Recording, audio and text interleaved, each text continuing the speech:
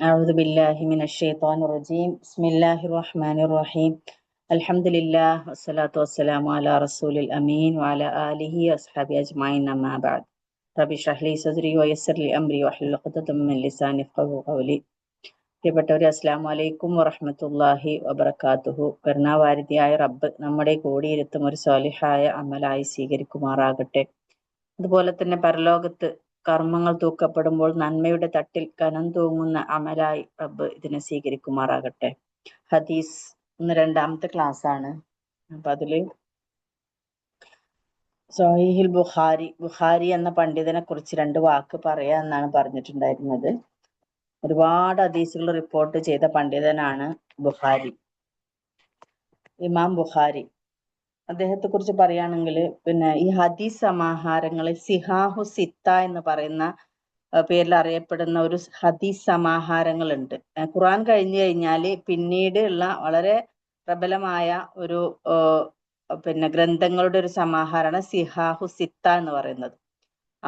ആറ് ഗ്രന്ഥങ്ങൾ, സിത്ത എന്ന് പറയുന്ന 6. അപ്പൊ ഇതിൽ ഏറ്റവും പ്രഥമ സ്ഥാനത്ത് നിൽക്കുന്നത് ഇമാം ബുഖാരിയുടെ അൽ ജാമിഉ സ്വഹീഹ് അഥവാ സ്വഹീഹുൽ ബുഖാരി എന്ന് പറയുന്ന ആ ഒരു ഗ്രന്ഥമാണ് ഈ 6 അപ്പൊ ഖുർആൻ കഴിഞ്ഞാൽ ഏറ്റവും വിശുദ്ധവും പ്രാമാണികമായ ഗ്രന്ഥമാണ് ഈ സ്വഹീഹുൽ ബുഖാരി മുസ്ലിം ലോകം പരിഗണിക്കുന്നത്. ഈ ബുഖാരി എന്ന പണ്ഡിതനെ കുറിച്ച് പറയുന്നത്, ഇദ്ദേഹത്തിന്റെ ഈ ബുഖാരി എന്ന നാമം ശരിക്ക് അത് ബന്ധപ്പെട്ട് കിടക്കുന്നത് അദ്ദേഹം ജനിച്ച ആ സ്ഥലം ബുഖാറ എന്ന സ്ഥലത്താണ് ജനിച്ചത്. ബുഖാറ അതായത് ഉസ്ബെക്കിസ്ഥാനിലാണ് ഈ ബുഖാറ സ്ഥിതി ചെയ്യുന്നത്. ആ ബുഖാറ എന്ന സ്ഥലവുമായി ബന്ധപ്പെട്ടാണ് അദ്ദേഹത്തിന് ബുഖാരി എന്ന പേര് കിട്ടുന്നത്. പിന്നെ ഇദ്ദേഹത്തിന്റെ പേര്, ഇമാം ബുഖാരിയുടെ ശരിക്കുള്ള പേര് മുഹമ്മദ് എന്നാണ്. വിളിപ്പേര് അബു അബ്ദുള്ള എന്നും. ഇമാം ബുഖാരിയാണ് ആ ബുഖാറ എന്ന സ്ഥലത്തുമായി ബന്ധപ്പെട്ട് ഇമാം ബുഖാരി എന്ന് പറയുമെങ്കിൽ ശരിക്കുള്ള പേര് മുഹമ്മദ് എന്നും വിളിപ്പേര് അബു അബ്ദുള്ള. അദ്ദേഹത്തിന് ശരിക്കുള്ള പേരിന്റെ പൂർണ്ണ രൂപം എന്ന് പറയുന്ന ഒരുപാട് ലോങ് ആണ്. Muhammad bin Ismail bin Ibrahim bin Mughirah bin Bardizbah ഇബ്നി ബദ്ബ എന്നാണ് അദ്ദേഹത്തിന്റെ ആ ഏറ്റവും നീളം കൂടിയ പേര്. കാരണം അവരുടെ ഈ പേരുകളുടെ ഓരോരോ വാലുകളായിട്ട് കൊടുക്കുന്ന ഒരു കസ്റ്റം അവരുടെ ഇതിലുള്ളത് കൊണ്ടാണ് ഇത്രയും ലോങ് ആയിട്ട് വന്നിരിക്കുന്നത്. ഇദ്ദേഹം ജനിച്ചത് ഹിജറാബ്ദം 194 ശവ്വാൽ 13 വെള്ളിയാഴ്ചയാണ് ഇമാം ബുഖാരി ജനിക്കുന്നത്. ഭക്തി കൊണ്ടും പാണ്ഡിത്യം കൊണ്ടും പേര് കേട്ട കുടുംബമാണ് ബുഖാരിയുടെ കുടുംബം. അതായത് ബുഖാരിയുടെ പിതാവ് എന്ന് പറഞ്ഞ ഇസ്മായിൽ, അദ്ദേഹം അറിയപ്പെട്ട ഹദീസ് പണ്ഡിതനായിരുന്നു, വ്യാഖ്യാത പണ്ഡിതനും മാലിക്കി മദ്ഹബിന്റെ ആചാര്യനുമായിരുന്നു.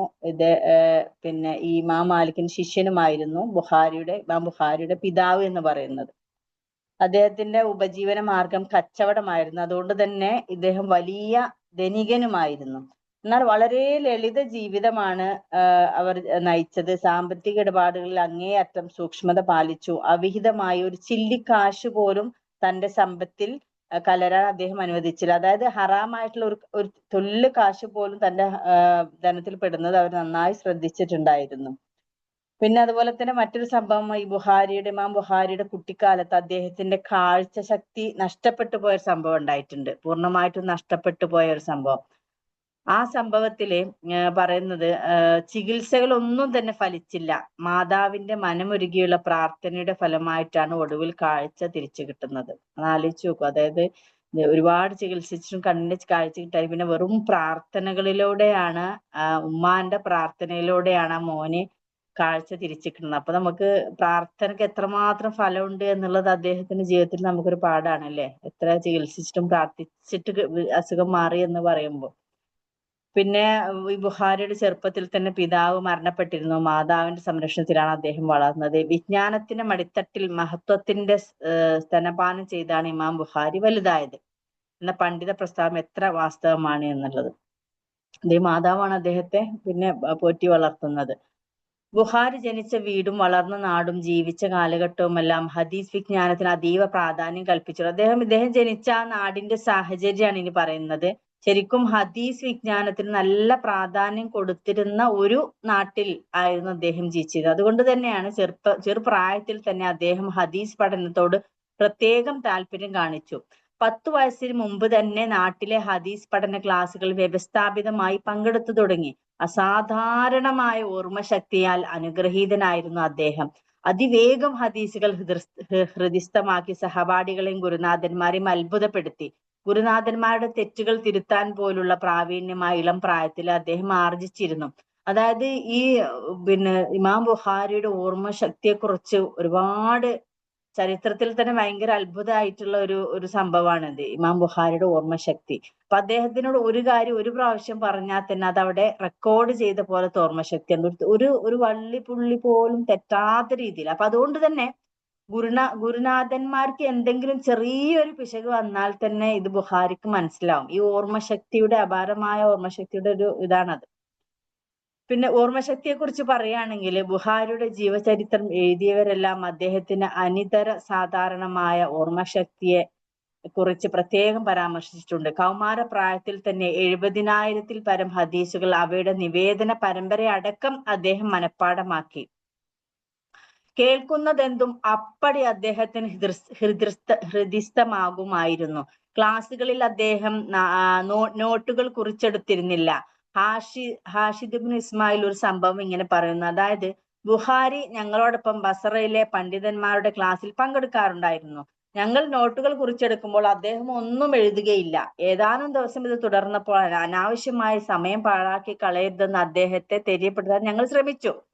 മനസ്സിലായില്ലേ? ക്ലാസ്സിൽ എല്ലാവരും നോട്ട് എഴുതുമ്പോൾ ഇദ്ദേഹം നോട്ട് എഴുതുന്നില്ല. അപ്പൊ എല്ലാവരും പറഞ്ഞു എന്തിനെങ്ങനെ സമയം വേസ്റ്റ് ആക്കുന്നത് എന്ന് പറഞ്ഞ് അദ്ദേഹത്തോട് പറഞ്ഞു നോക്കണം. അപ്പോ ഞങ്ങളുടെ ആവർത്തിച്ചുള്ള ഉപദേശം കേട്ട് മടുത്തപ്പോൾ അദ്ദേഹം പറഞ്ഞു, നിങ്ങൾ അതിരുവിട്ട് പെരുമാറുകയാണ്. ആവട്ടെ, നിങ്ങൾ കുറിച്ചെടുത്ത നോട്ടുകൾ കൊണ്ടുവരൂ. എല്ലാവരും അവരവർ എഴുതിയ ഹദീസുകൾ കൊണ്ടുവന്ന് അദ്ദേഹത്തെ വായിച്ചു കേൾപ്പിച്ചു. എല്ലാവരുടെയും വായന കഴിഞ്ഞപ്പോൾ അവയെല്ലാം ഓർമ്മയിൽ നിന്നെടുത്ത് അദ്ദേഹം ചൊല്ലിത്തന്നു. അതായത് എല്ലാവരും നോട്ട്സ് വായിച്ചു കഴിഞ്ഞപ്പോ ഇദ്ദേഹം ആ വായിച്ച നോട്ട്സ് മൊത്തം ഇവർക്ക് ചൊല്ലിക്കൊടുക്കുകയാണ്. സ്വന്തം ഓർമ്മയിൽ നിന്ന് ഒറ്റ പ്രാവശ്യം കേട്ടിട്ടുള്ളൂ. അവയ്ക്ക് പുറമെ 15,000 ഹദീസുകൾ വേറെയും ചൊല്ലിക്കേൾപ്പിച്ചു. ഞങ്ങൾ എഴുതിയതിലെ ചില തെറ്റുകൾ തിരുത്താനും അതിലൂടെ ഞങ്ങൾക്ക് സാധിച്ചു. മനസ്സിലായില്ലേ? മറ്റൊരു സംഭവം, ഒരു രാത്രി ഇമാം ബുഖാരി ഹദീസുകൾ എണ്ണാൻ തുടങ്ങി. 2,00,000 ഹദീസുകൾ അദ്ദേഹം എണ്ണി. പിന്നെ പറഞ്ഞു, നിങ്ങൾ ആവശ്യപ്പെടുകയാണെങ്കിൽ നമസ്കാരത്തെ കുറിച്ച് മാത്രമുള്ള 10,000 ഹദീസുകൾ ഈ ഇരിപ്പിൽ എനിക്ക് ചൊല്ലിക്കേൾപ്പിക്കാൻ കഴിയും. അപ്പൊ അബൂബക്കർ കലൂദാനി പറഞ്ഞു, പുസ്തകത്തിലൂടെ ഒരു വട്ടം കണ്ണോടിക്കുമ്പോഴേക്കും അത് മുഴുവൻ മനഃപ്പാഠമാക്കാൻ കഴിയുന്ന ഒരാളെ ഇമാം ബുഖാരിയെ അല്ലാതെ ഞാൻ കണ്ടിട്ടില്ല. മനസ്സിലായില്ല? അദ്ദേഹത്തിന് ഓർമ്മശക്തി എത്രമാത്രം അപാരമായിരുന്നു എന്നാണ് പറഞ്ഞത്. അദ്ദേഹത്തിന്റെ സ്വഭാവത്തെ കുറിച്ച് പറയുകയാണെങ്കിൽ സാമാന്യം വലിയൊരു സമ്പത്ത് അനന്തര സ്വത്തായി പിതാവിൽ നിന്ന് ഇമാം ബുഖാരിക്ക് ലഭിച്ചിരുന്നു. ഞാൻ പറഞ്ഞു നേരത്തെ, അദ്ദേഹത്തിന്റെ പിതാവ് ഒരു കച്ചവടക്കാരനായിരുന്നു, ബിസിനസ്. അതുകൊണ്ട് അത്യാവശ്യം നല്ല ധനികനായിരുന്നു. അപ്പൊ അതുകൊണ്ട് തന്നെ അനന്തര സ്വത്തായിട്ട് പിതാവിൽ നിന്ന് ഒരുപാട് സ്വത്ത് ഇമാം ബുഖാരിക്ക് ലഭിച്ചിട്ടുണ്ടായിരുന്നു. ഈ സമ്പത്ത് പങ്ക് കച്ചവടത്തിൽ നിക്ഷേപിക്കുകയാണ് അദ്ദേഹം ചെയ്തത്. അതായത് ഷെയറിൽ കൊടുത്തു. കച്ചവടത്തിൽ ഷെയർ കൊടുത്തിട്ട് അതിനാൽ ജീവിതായോധനത്തിന് വേണ്ടിയുള്ള അധ്വാനത്തിന്റെ ക്ലേശങ്ങളൊന്നും സ്വസ്ഥമായ മനസ്സോടെ വിജ്ഞാന സ്വപറ്റിൽ മുഴുകാൻ അദ്ദേഹത്തിന് കഴിഞ്ഞു. അതായത് ഷെയറിലിട്ടപ്പോ അതിൽ ബിസിനസ്സിന് ലാഭം ഇത്ര മാസം കിട്ടുമ്പോൾ അദ്ദേഹത്തിന് പ്രത്യേകിച്ച് കഷ്ടപ്പാടൊന്നും ഉണ്ടായിരുന്നില്ല, പണിയെടുക്കേണ്ടിയൊന്നും വന്നിട്ടുണ്ടായിരുന്നില്ല. അപ്പൊ ആ സമയം മൊത്തം വിജ്ഞാന സപ്പറ്റിയിൽ മുഴുകാൻ അദ്ദേഹത്തിന് കഴിഞ്ഞു. എങ്കിലും കച്ചവടത്തിൽ നിന്നുള്ള വരുമാനത്തിന്റെ വലിയൊരു പങ്കും ജനങ്ങൾക്ക് വേണ്ടിയാണ് വിനിയോഗിച്ചത്. പണ്ഡിതന്മാരെയും പഠിതാക്കളെയും കഴിവിൻപടി അദ്ദേഹം സഹായിച്ചു. മാസവരുമാനത്തിൽ നിന്ന് 500 ദിർഹം ദരിദ്രർക്കും അഗതികൾക്കും ഹദീസ് പണ്ഡിതന്മാർക്കും വിദ്യാർത്ഥികൾക്കും സ്ഥിരമായി ദാനം ചെയ്തു. മനസ്സിലായില്ല? 500 ദിർഹം എല്ലാ മാസവും ഈ ഒരു ഗണത്തിന് അവര് മാറ്റിവെക്കുക ചെയ്യുന്ന അദ്ദേഹം. സ്വയം ദരിദ്രനായാണ് അദ്ദേഹം ജീവിച്ചത്. പഠനകാലത്തിൽ ഒരിക്കൽ പണം തീർന്നു പോയതിനാൽ, അതായത് ഇങ്ങനെ ജീവിച്ചു കൊണ്ടിരിക്കുന്ന പഠിക്കുന്ന സമയത്ത് ഒരിക്കല് പണം തീർന്നു പോയി. ശരിക്കും കയ്യിൽ ഒരു 5 പൈസ ഇല്ലാത്തൊരവസ്ഥ വന്നപ്പോ പുല്ലും ഇലയും തിന്ന് ദിവസങ്ങൾ കഴിച്ചു കൂട്ടിയത് മുഹമ്മദ് ഇബ്നു അബി ഹാത്തിം പറയുന്നുണ്ട്. അതായത് ഹഫ്സ് ഇബ്നു അംറിൽ അഷ്കർ മറ്റൊരു സംഭവം വിവരിക്കുന്നു. അവർ കുറെ വിദ്യാർത്ഥികൾ ബസ്രയിൽ വെച്ച് ഹദീസുകൾ എഴുതുകയായിരുന്നു. ഇടക്ക് കുറെ ദിവസം ബുഖാരിയെ കാണാതായി. അന്വേഷിച്ചപ്പോൾ മുറിക്കകത്ത് വാതിലടച്ചിരിക്കുകയാണ്. അരമുണ്ട് മാത്രം ഉടുത്തിട്ടുള്ളത്. പണം തീർന്നപ്പോൾ ഉടുവസ്ത്രങ്ങളെല്ലാം അടക്കം പെറുക്കി വിറ്റതായിരുന്നു. അതായത് അദ്ദേഹത്തിനെ കാണാനില്ലാത്തപ്പോ വിദ്യാർത്ഥികൾ പോയി നോക്കുമ്പോ വീട്ടിൽ അടച്ചിരിക്കുന്നത് ഒറ്റ ഒരു മുണ്ട് മാത്രമാണ് എടുക്കാണ്ടത്. ബാക്കിയുള്ള വസ്ത്രം മുഴുവൻ വിറ്റിട്ടാണ് അദ്ദേഹം വിൽക്കേണ്ടി വന്നൊരവസ്ഥ അദ്ദേഹത്തിന് വന്നു. മനസ്സിലായില്ല? ഇത്തരം സന്ദർഭങ്ങളിൽ പോലും സ്വന്തം ഇല്ലായ്മയെ കുറിച്ച് ആരോടും പറയുമായിരുന്നില്ല. സഹപാഠികൾ പണമെടുത്ത് വസ്ത്രങ്ങൾ വാങ്ങിക്കൊടുത്തു. മറ്റൊരിക്കൽ ബുഖാരി രോഗബാധിതനായി. ഡോക്ടർമാർ അദ്ദേഹത്തിന്റെ ആമാശയം പരിശോധിച്ചു. ഉണക്ക റൊട്ടി മാത്രം തിന്നുന്ന ദർവീഷുമാരുടെ ആമാശയം പോലെയാണ് കാണപ്പെട്ടത്. റൊട്ടിയോടൊപ്പം കറി കൂട്ടി കഴിക്കണമെന്ന ചികിത്സയാണ് അവർ വിധിച്ചത്. മനസ്സിലായില്ലേ? അദ്ദേഹത്തിന് എന്തോ പ്രശ്നം, അസുഖം വന്നപ്പോ ഡോക്ടർമാര് ആമാശയം പരിശോധിച്ച് കുറേ കാലമായി വെറും ഉണക്ക റൊട്ടി കഴിച്ചതിന്റെ പ്രയാസമാണ് കണ്ടത്. അപ്പൊ അദ്ദേഹത്തിനോട് ഡോക്ടർമാര് പറഞ്ഞു, ഇനി കറി കൂട്ടി കഴിക്കണേ എന്ന് വിധിച്ചിട്ടാണ് പോയത്. ചോദിച്ചപ്പോൾ എന്താണ്, 40 വർഷമായി റൊട്ടിയിൽ കറി ചേർത്ത് കഴിച്ചിട്ട്. 40 കൊല്ലത്തോളായി മൂപ്പര് ഉണക്ക റൊട്ടി കഴിക്കാൻ തുടങ്ങിയിട്ട് എന്നുള്ളതാണ് മറുപടി കിട്ടിയത്. സമ്പത്തിനോട് ഒരു താല്പര്യവും ഉണ്ടായിരുന്നില്ല അദ്ദേഹത്തിന്. പിതാവിന്റെ വരിഷ്ഠ ശിഷ്യനായിരുന്ന അബൂ ഹഫ്സ് ഒരിക്കൽ കുറച്ച് ചരക്കുകൾ ഇമാം ബുഖാരിക്ക് കൊടുത്തയച്ചു. അന്ന് വൈകുന്നേരം ഏതാനും കച്ചവടക്കാർ വന്ന് അതിന് 5000 ദിർഹം അല്ലെങ്കിൽ ദീനാർ ലാഭം കൊടുക്കാമെന്ന് പറഞ്ഞു. നാളെ പറയാമെന്ന് പറഞ്ഞ് ഇമാം അവരെ മടക്കി. പിറ്റേന്ന് പ്രഭാതത്തിൽ വേറെ ചില കച്ചവടക്കാർ വന്ന് അതിന് 10,000 ലാഭം പറഞ്ഞു. ഒരു മിനിറ്റ്. ഓക്കെ, 10,000 കൊടുക്കാന്ന് പറഞ്ഞിട്ടും 5000 അധികം കിട്ടുമായിരുന്നിട്ടും അവർക്കത് കൊടുക്കാൻ അദ്ദേഹം തയ്യാറായില്ല. ആദ്യം വന്ന കച്ചവടക്കാർക്ക് അത് കൊടുക്കാൻ മനസ്സിൽ കരുതിയിരുന്നു എന്നാണ് പറഞ്ഞത്. നിങ്ങൾക്ക് മനസ്സിലായല്ലോ? അദ്ദേഹത്തിന് പണത്തിനോട് ഒരു താല്പര്യം ഉണ്ടായിരുന്നില്ല എന്നതിന്റെ ഒരു ലക്ഷണമാണിത്. അതായത് ഒരു കച്ചവടം വന്നപ്പോ 5000-ന് ഒരു ചരക്ക് വിൽക്കാൻ വേണ്ടി ഒരു കൂട്ടര് പൈസ പറഞ്ഞു ഇന്ന്. അപ്പൊ അദ്ദേഹം പറഞ്ഞു, ഞാൻ നാളെ പറയാന്നാണ്. അപ്പൊ നാളെ വേറൊരു കൂട്ടര് വന്നിട്ട് അതിന് 10,000 പറഞ്ഞു, സെയിം കച്ചവട ചരക്കിന്. പക്ഷെ ഇദ്ദേഹം പറഞ്ഞു 5000 അധികം ലാഭം കിട്ടിയിട്ടും ഇദ്ദേഹം പറഞ്ഞു, ഇല്ല, ഞാൻ ഇന്നലെ വന്നവർക്ക് തന്നെ കൊടുക്കാൻ വിചാരിച്ചത് കൊണ്ട് ഞാൻ തരുന്നില്ല എന്നാ പറഞ്ഞത്. അതായത് ശരിക്കും നമ്മളൊക്കെ ആണെങ്കിൽ എന്താ ചെയ്യുക, 5000 കൂടി അധികം കിട്ടുന്നതല്ലേ, ലാഭം കൂടുതലല്ലേ എന്ന് പറഞ്ഞിട്ട് നമ്മൾ ആ 10,000-നാണ് കൊടുക്കുക അല്ലെ. ഇതാണ് അദ്ദേഹത്തിന്റെ പണത്തോടുള്ള, അതായത് പണമല്ല ജീവിതം എന്നുള്ളതിന്റെ ഒരു തെളിവാണ്. പണത്തിനല്ല, ഒരു വളരെ സിമ്പിൾ ആയിട്ടാണ് ജീവിച്ചത്. അപ്പൊ ഉള്ള പൈസ തന്നെ പാവങ്ങൾക്കെല്ലാം എല്ലാത്തിനും ദാനം ചെയ്തുള്ള തുച്ഛമായ പണം കൊണ്ട് ജീവിച്ച് അള്ളാഹ്ക്ക് വേണ്ടി ജീവിച്ച് മരിച്ച ഒരു വ്യക്തിത്വമായിരുന്നു അദ്ദേഹം എന്നാണ് ഇതിൽ നിന്ന് മനസ്സിലാകുന്നത്. നമുക്ക് ഇന്നത്തെ ഹദീസിലേക്ക് കടക്കാം. പുണ്യവും പാപവും. ഇന്ന് ഹദീസ് പുണ്യവും പാപവും. നവാസുബ്നു സംആൻ നിവേദനം ചെയ്യുന്നു, ഒരിക്കൽ ഞാൻ റസൂൽ സല്ലല്ലാഹു അലൈഹി വസല്ലം തിരുമേനിയോട് പുണ്യത്തെയും പാപത്തെയും കുറിച്ച് ചോദിച്ചപ്പോൾ അവിടുന്ന് അരുൾ ചെയ്തു, സൽസ്വഭാവമാകുന്നു പുണ്യം. നിന്റെ മനസ്സിൽ ചൊറിച്ചിലുണ്ടാക്കുകയും ആളുകൾ അറിയുന്നത് നീ ഇഷ്ടപ്പെടാതിരിക്കുകയും ചെയ്യുന്നത് എന്തോ അതാണ് പാപം. അതായത് എന്താണ് പുണ്യം, എന്താണ് പാപം എന്ന് ചോദിച്ചതിന്റെ വളരെ എന്താ പറയാ അർത്ഥവത്തായ ഒരു ഉത്തരാണ് പ്രവാചകൻ പറഞ്ഞത്. സൽസ്വഭാവമാകുന്നു പുണ്യം. മനസ്സിലായില്ലേ? നമുക്ക് ഒരു കാര്യം പുണ്യമാണെന്ന് എങ്ങനെ മനസ്സിലാവുക? സൽസ്വഭാവം നല്ല രീതിയിൽ അതിനെ ഇതാക്കുമ്പോഴാണ് അത് പുണ്യമാണ്. എന്നാൽ തിന്മ എന്താന്ന് ചോദിച്ചു കഴിഞ്ഞാൽ അതിനെ ഇങ്ങനെ ഡിഫൈൻ ചെയ്തത്, നിന്റെ മനസ്സിൽ ചൊറിച്ചിലുണ്ടാക്കുകയും ആളുകൾ അറിയുന്നത് നീ ഇഷ്ടപ്പെടാതിരിക്കുകയും ചെയ്യുന്നത് എന്തോ അതാണ് പാപം. അതായത് ഇപ്പോ നമുക്ക് പ്രവാചകന് ഇപ്പൊ ഇസ്ലാമില് നമ്മളൊരു സത്യവിശ്വാസി ആയിരിക്കുമ്പോ നമ്മൾ എന്ത് കാര്യം ചെയ്യുമ്പോ അത് പ്രവാചകന്റെ പറഞ്ഞ ഹദീസുകളും മറ്റും അതൊരു പുണ്യമായാൽ മാത്രമേ നമ്മൾ ആ കർമ്മം ചെയ്തതിൽ പുണ്യമുള്ളൂ അല്ലെ. അപ്പൊ നമുക്കൊരു പല സന്ദർഭങ്ങളിലും നമുക്ക് മാനുഷികമായിട്ട് പലതും തോന്നും. ഓ ഭയങ്കര നമ്മൾ ഒരു മനുഷ്യനായ നമുക്ക് ഒരുപാട് വീക്ക്നെസ് ഉണ്ടാവും. നമുക്ക് ഒരാള് കഷ്ടപ്പെടുന്ന കാണുമ്പോൾ നമുക്ക് വല്ലാത്ത ഒരു വേദന വരും, കണ്ണീര് വരും, അല്ലാതെ നമ്മളങ്ങ് താഴ്ന്നു പോകൂലെ അവരുടെ അവസ്ഥ കാണുമ്പോ. പക്ഷെ അവിടെ ഏതൊരു സന്ദർഭം ആയിക്കോട്ടെ മാനുഷികമായിട്ടുള്ള വികാരങ്ങളല്ല നമ്മൾ നോക്കേണ്ടത്. പ്രവാചകൻ അതിന് നന്മ കൽപ്പിച്ചിട്ടുണ്ടോ അപ്പോ അത് ചെയ്യാം. മനസ്സിലായില്ലേ? പ്രവാചകൻ അതിൽ യാതൊരു നന്മയും നമ്മളോട് പറഞ്ഞിട്ടില്ലെങ്കിൽ അവിടെ അതിൽ ചെയ്യേണ്ടതില്ല. അത്തരത്തിലാണ് നമ്മൾ നന്മയും തിന്മയും ഇത് നമ്മൾ എന്ത് കാര്യം അങ്ങനെയാണ്. പക്ഷെ ചില കാര്യങ്ങള് നമുക്ക് എല്ലാ കാര്യവും നമുക്ക് എന്താണ് ഇന്നത് എന്ന് പിന്നെ നമ്മുടെ ഓരോ ഡെയിലി ലൈഫിലെ ഓരോ സെക്കൻഡ്സിലും ഓരോരുത്തരും നമ്മോട് പറഞ്ഞിട്ട് ഇതൊക്കെ ഇത് ചെയ്യുന്ന നന്മ അങ്ങനെ പറഞ്ഞു തരാൻ നമുക്ക് കഴിയില്ല. അപ്പൊ അത്തരത്തിൽ എന്ത് കാര്യം നമ്മൾ ചെയ്യുമ്പോഴും ഞാൻ ചെയ്യുന്നത് ശരിയാണോ എന്നതിന്റെ ഉത്തരം എന്താന്ന് വെച്ചാല് നമുക്ക് മനസ്സിൽ ചൊറിച്ചിലുണ്ടാക്കുകയാണ് ആ കാര്യം ചെയ്യുമ്പോൾ. അല്ലെങ്കിൽ ആളുകൾ അറിഞ്ഞാൽ അതൊരു മോശമാണ് എന്ന് നമുക്ക് തോന്നുന്നുണ്ടെങ്കിൽ ചെയ്യരുത്, അത് തിന്മയാണ് എന്നാണ് ഇവിടെ പറഞ്ഞു വരുന്നത്. വളരെ നല്ലൊരു ഹദീസാണ്, നമുക്ക് ജീവിതത്തിൽ പകർത്താൻ പറ്റിയ ഒരു ഹദീസാണ് ഈ ഹദീസ്. നമുക്ക് ജീവിതത്തിൽ അതായത് ഉപകാരപ്പെടുന്ന ഒരു ഹദീസ്. പുണ്യം പാപം എന്നീ മൂല്യങ്ങളുടെ അടിവേരുകൾ ചൂണ്ടിക്കാണിച്ചു തരുന്ന തിരുവചനമാണിത്. പുണ്യം എന്ന് തർജ്ജമ ചെയ്തിട്ടുള്ള ബിർറ് എന്നുള്ള പുണ്യ അറബിയിൽ പറയുന്ന ബിർറ് എന്നാണ് പുണ്യത്തിന്. അതായത് നന്മ, ധർമ്മം, ഗുണം, ഔദാര്യം തുടങ്ങിയ അർത്ഥങ്ങൾ ഉൾക്കൊള്ളുന്നതാണിത്. അതുപോലെ പാപം എന്ന് തർജ്ജമ ചെയ്തിട്ടുള്ള ഇസ്മ് എന്ന് പറഞ്ഞാൽ കുറ്റകൃത്യങ്ങൾ, ദുഷ്ടതകൾ, അധർമ്മങ്ങൾ, അന്യായങ്ങൾ, അസത്യങ്ങൾ തുടങ്ങിയവയെ ഈ വാക്കിൽ ഉൾക്കൊള്ളുന്നു. സ്വഭാവശുദ്ധിയാണ് എല്ലാ നന്മകളുടെയും ഉറവിടം. നല്ല പെരുമാറ്റം സൽപ്രകൃതിയുടെയും ആത്മസംസ്കാരത്തിന്റെയും ലക്ഷണമാകുന്നു. ഇതില് നമ്മൾ മനസ്സിലാക്കേണ്ട ഒരു കാര്യം കേട്ടോ, ഒരു സത്യവിശ്വാസിയാണെങ്കിൽ എത്ര നല്ലവനായിക്കോട്ടെ, ഇപ്പൊ ഈ ഹദീസ് വായിക്കുമ്പോൾ നമുക്ക് മനസ്സിലാവുക, അയാൾ എത്ര ഇബാദത്ത് ചെയ്യുന്നവനായിക്കോട്ടെ, ഒരുപാട് നന്മകൾ ചെയ്യുന്നവനായിക്കോട്ടെ, സ്വഭാവം നല്ലതല്ലെങ്കിൽ അത് ഇസ്ലാമിൽ ഒരു നല്ല വ്യക്തിയായിട്ട് നമുക്ക് പറയാൻ കഴിയില്ല, നന്മകളുടെ ഉറവിടം എന്ന് പറയാൻ കഴിയില്ല. അതായത് പെരുമാറ്റവും സ്വഭാവവും നന്നല്ലെങ്കിൽ ഒരാൾ എത്ര കഴിവുള്ളവനാവട്ടെ, അറിവുള്ളവനാവട്ടെ, ആരാധനാ തൽപരനാവട്ടെ, മറ്റുള്ളവർക്ക് സ്നേഹഭാജനമോ മാതൃകാ യോഗ്യനോ ആകുന്നില്ല. മനസ്സിലായില്ലേ?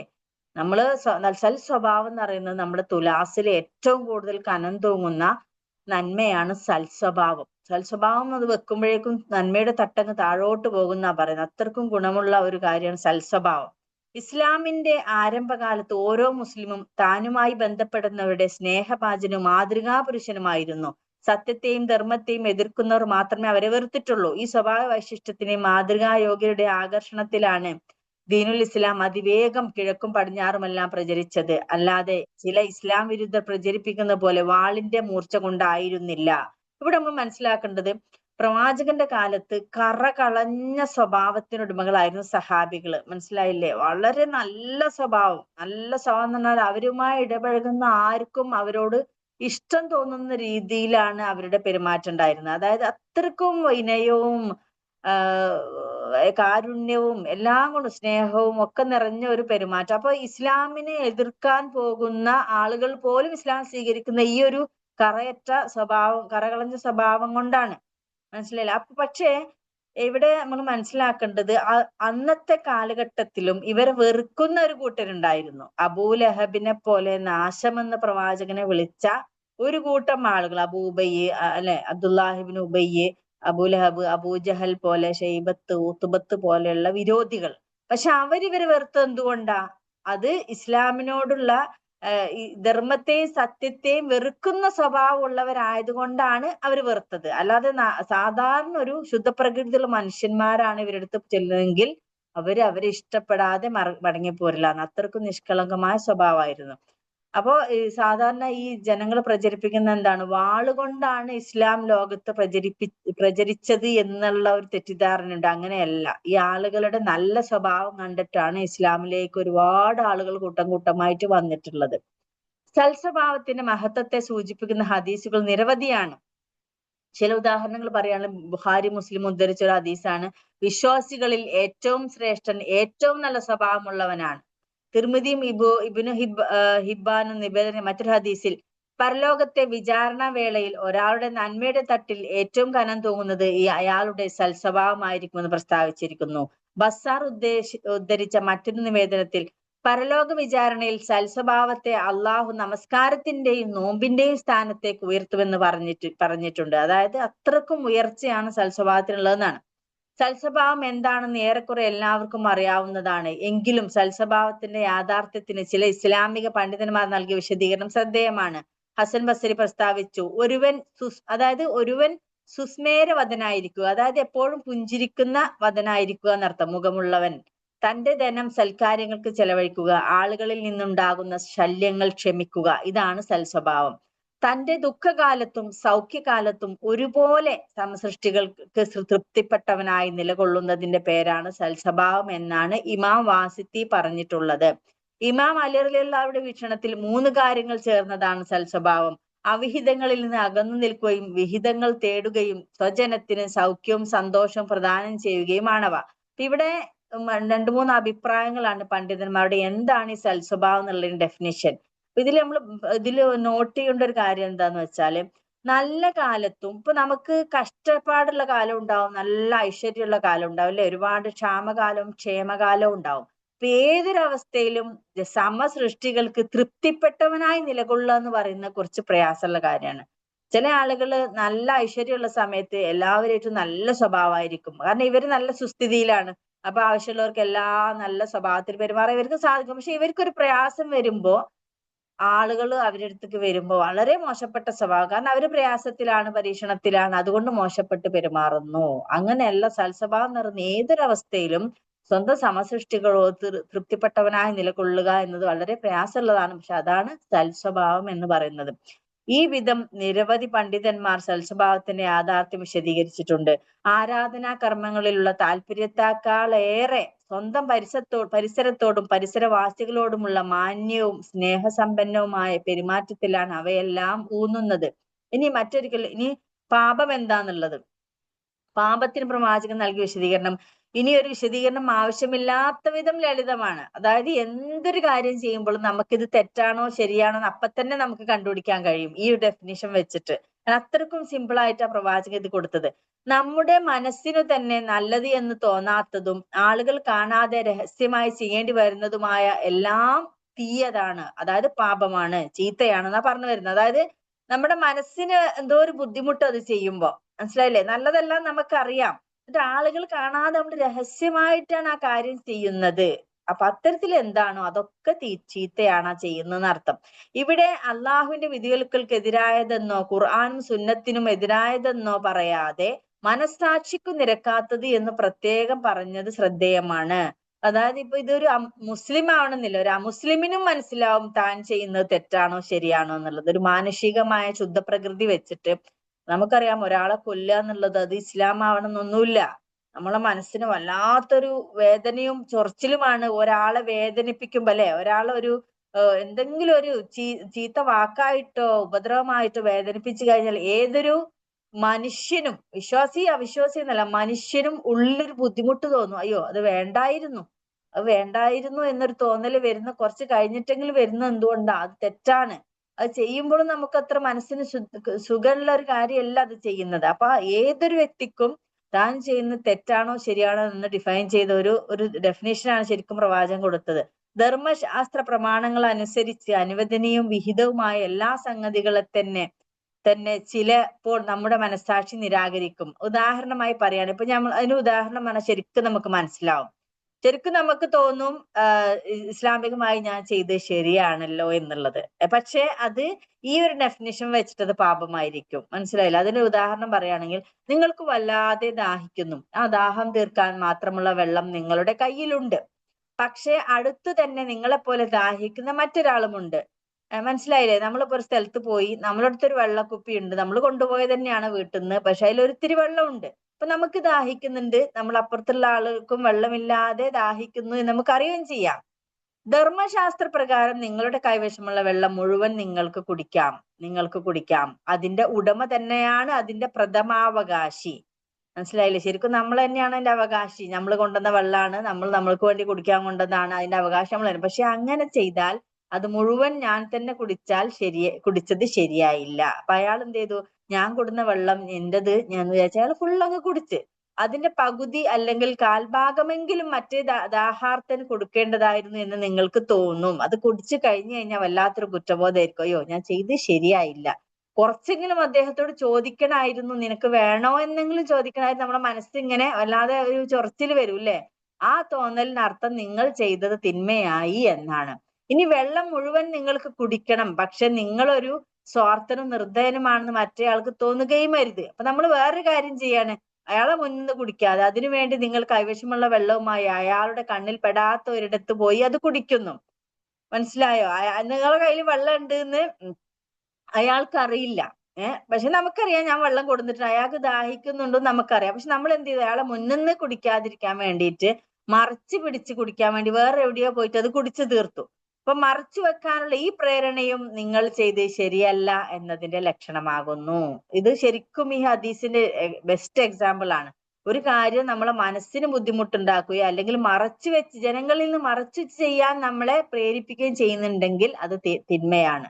അതായത് ആളുകളുടെ കണ്ണിൽ പൊടിയിടാനുള്ള ഇത്തരം ശ്രമത്തെയാണ് ആളുകൾ കാണുന്നത് ഇഷ്ടപ്പെടാതിരിക്കുക എന്ന് നബിവചനത്തിൽ പറഞ്ഞത്. ഇത് മനസ്സിലായി എന്ന് വിചാരിക്കും. വളരെ സിമ്പിൾ ആയ കാര്യമാണ്. അപ്പൊ നമ്മുടെ ജീവിതത്തിൽ ഇവിടെ ഒരു എക്സെപ്ഷൻ വരുന്നത് മനുഷ്യർ രഹസ്യമായും സ്വകാര്യമായും ചെയ്യേണ്ട ചില സംഗതികളുണ്ട്. അവ ഈ വാക്യത്തിന്റെ പരിധിയിൽ പെടുന്നില്ല. അപ്പൊ നമ്മൾ എല്ലാ കാര്യങ്ങളും നമ്മള് ജനങ്ങളെ മറച്ചു വെച്ച് ചെയ്യുന്ന എല്ലാ കാര്യങ്ങളും തെറ്റാണ് എന്ന് ഡിഫൈൻ ചെയ്യരുത് ഈ ഹദീസ് വെച്ചിട്ട്. നമ്മൾ ചില കാര്യങ്ങൾ ആളുകളിൽ നിന്ന് മറച്ചു വെച്ച് ചെയ്യേണ്ടതായിട്ടുള്ളതൊക്കെ ഉണ്ടാവും. കാരണം നമ്മളെ ഖുർആനിൽ തന്നെ ഉണ്ടല്ലോ, നിങ്ങൾ ദാനം ചെയ്യുകയാണെങ്കിൽ വലം കൈ അല്ലെ, ഇടത് കൈ അറിയാതെ വലം കൈ കൊണ്ട് ദാനം ചെയ്യുന്നവൻ അത്രക്കൊരു രഹസ്യമായി കാര്യം ചെയ്യുന്നവരാണ് ഉയർത്തി പറഞ്ഞിട്ടുള്ളത്. അങ്ങനെ ഒരുപാട് കാര്യങ്ങളുണ്ട് നമ്മുടെ ദീനില്, രഹസ്യ സ്വഭാവത്തോടുകൂടി ചെയ്യേണ്ട കാര്യങ്ങൾ. ആളുകളുടെ മുന്നിൽ വെച്ചല്ലാതെ ആളുകൾ അറിയാതെ ചെയ്യേണ്ടത് തന്നെയാണത്. അപ്പൊ അത്തരത്തിലുള്ള കാര്യങ്ങളല്ല ഇവിടെ പറയുന്നത്. മറിച്ച് നമ്മുടെ ദൈനംദിന ജീവിതത്തിൽ നമ്മൾ ജീവിച്ചുകൊണ്ടിരിക്കുമ്പോൾ, നമ്മുടെ സമൂഹത്തിൽ ഇടപെട്ടുകൊണ്ടിരിക്കുമ്പോൾ നമ്മൾ ചെയ്യുന്ന ചെറിയ ചെറിയ കാര്യങ്ങളായിരിക്കും, പക്ഷെ അത് തിന്മയായിട്ട് വരുന്നതിന്റെ ഒരു ഡെഫിനിഷനാണ് ഇവിടെ പറഞ്ഞത്. ശരിക്കും നമ്മുടെ ജീവിതത്തിൽ അല്ലെ, പലപ്പോഴും പല സന്ദർഭങ്ങളിലും നമുക്ക് പലതും ഉണ്ടാവും. ശരിക്കും ധാർമ്മികമായി നോക്കുമ്പോൾ ശരിയല്ലേ, ഞാൻ കൊടുന്ന വെള്ളമല്ലേ, എന്താ അതിൽ തെറ്റ് എന്ന് നമ്മൾ തന്നെ ചിലരോട് ചോദിക്കാറുണ്ട്. അതിലിപ്പോ എന്ത് തെറ്റാ ഞാൻ ചെയ്തത്, ഞാൻ എന്ത് തെറ്റാ ചെയ്തതെന്ന് പലരും ചോദിക്കാറുണ്ട്. പ്രത്യേകിച്ച് ഇപ്പോഴത്തെ ജനറേഷന്റെ ഒക്കെ ഒരു കൺസെപ്റ്റിൽ അങ്ങനെയാണ്. ഇത് എന്റേത്, ഞാൻ കൊണ്ടുവന്നത്, എന്റെ ശരീരം എന്റേതാണ് എന്നുള്ള തരത്തിലാണ് എല്ലാ കാര്യങ്ങളും നമ്മൾ ഡിഫൈൻ ചെയ്യുക. പക്ഷെ ഈ എന്റേത് എന്ന് പറയുമ്പോഴും അത് സമസൃഷ്ടിക്ക് അത് വേദനിക്കുന്നുണ്ടോ, സമസൃഷ്ടിയോടുള്ള ഒരു സമീപനം, അവന്റെ ഫീലിംഗ് എന്താണ്? വേറൊരു ഹദീസിൽ ഇങ്ങനെയല്ലേ, നമ്മുടെ സഹോദരൻ ഇഷ്ടപ്പെടുന്ന, താൻ ഇഷ്ടപ്പെടുന്ന കാര്യം സഹോദരനും കൂടി ഇഷ്ടപ്പെടുന്നവരെ ഒരാൾ മുസ്ലിം ആവുകയില്ല. അത്രക്കും സമസൃഷ്ടികളുടെ ഇഷ്ടത്തെയും ഹൃദയത്തെയും മനസ്സിന്റെ വികാരങ്ങളെയും പരിഗണിച്ച് വേണം നമ്മൾ ഒരാളുമായി ഇടപഴകുമ്പോൾ. അത്രക്കും അല്ലാതെ ആ ഒരു ഇറ്റ്സെൽഫ് ആ ചെയ്യുന്ന കാര്യം ശരിയാണ് എന്നതിലപ്പുറം അവന്റെ കൂടി ഒരു പരിഗണന അവിടെ ഉണ്ട് എന്നാണ് ഇതിൽ നിന്ന് നമുക്ക് മനസ്സിലാവുന്നത്. അപ്പൊ വളരെ ചെറിയ ഹദീസാണെങ്കിലും ഒരുപാട് പാഠമുള്ള ഹദീസാണ്. അപ്പൊ നമുക്ക് ഇത്തരത്തില് നല്ല സത്യവിശ്വാസിയായി ജീവിക്കാൻ അള്ളാഹു നമുക്ക് തൗഫീക്ക് നൽകുമാറാകട്ടെ. പടച്ചവൻ തന്ന ആയുസ് ഓരോ നിമിഷവും നന്മകൾ മാത്രം ചെയ്യുവാനും തിന്മകളിൽ നിന്ന് അകന്നു നിൽക്കുവാനും അള്ളാഹു നമുക്ക് തൗഫീക്ക് നൽകുമാറാകട്ടെ. തിന്മകളിൽ ഓരോന്നോരോന്ന് ജീവിതം മുന്നോട്ട് പോകും തോറും നമ്മളിലുള്ള തിന്മകളെ മായ്ച്ചും തിന്മകളിൽ നിന്ന് അകന്ന് നിന്ന് അവസാനം പരിശുദ്ധമായ ഒരു ജീവിതം നയിക്കുന്നത് വരെ അതിന്റെ പരിശ്രമം തുടരുകയും അത്തരത്തിലൊരു ശുദ്ധമായതും നന്മയും മാത്രം ചെയ്യുന്ന ഒരു ജീവിതത്തിലേക്ക് അള്ളാഹു നമ്മളെ മാറ്റി തരുമാറാകട്ടെ. അങ്ങനെ ഈമാനോടുകൂടി മരിച്ചു പോകുന്ന ആളുകളിൽ, സത്യവിശ്വാസികളിൽ അള്ളാഹു നമ്മൾ ഉൾപ്പെടുത്തുമാറാകട്ടെ. സുബ്ഹാനക അല്ലാഹുമ്മ ബിഹംദിക അശ്ഹദു അല്ലാ ഇലാഹ ഇല്ലാ അൻത അസ്തഗ്ഫിറുക വഅതൂബു ഇലൈക്. സുബ്ഹാന റബ്ബിക റബ്ബിൽ ഇസ്സത്തി അമ്മാ യസിഫൂൻ വസലാമുൻ അലൽ മുർസലീൻ വൽഹംദുലില്ലാഹി റബ്ബിൽ ആലമീൻ. ബിസ്മില്ലാഹിർ റഹ്മാനിർ റഹീം. വൽ-അസ്രി ഇന്നൽ ഇൻസാന ലഫീ ഖുസ്ർ ഇല്ലൽ ലദീന ആമനു വഅമിലുസ് സ്വാലിഹാത്തി വതവാസൗ ബിൽ ഹഖ് വതവാസൗ ബിസ് സബ്ർ.